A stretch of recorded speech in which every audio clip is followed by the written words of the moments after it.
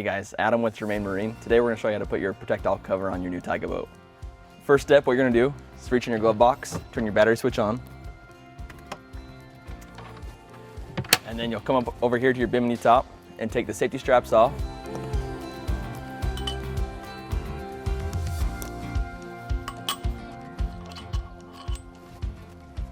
After you do that, step back here. On this side of the bimini, what you'll do is up in here, you'll pull the safety pin on each side, unlock the bimini, push the bimini up,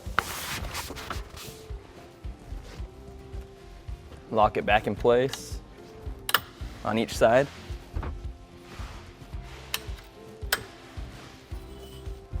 Come here to the center of the tower and press the button.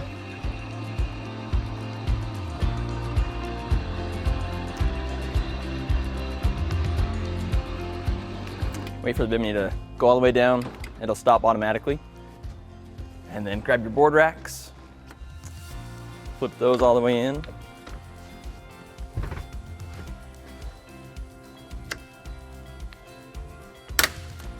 And then go back to the glove box and turn your battery switch off.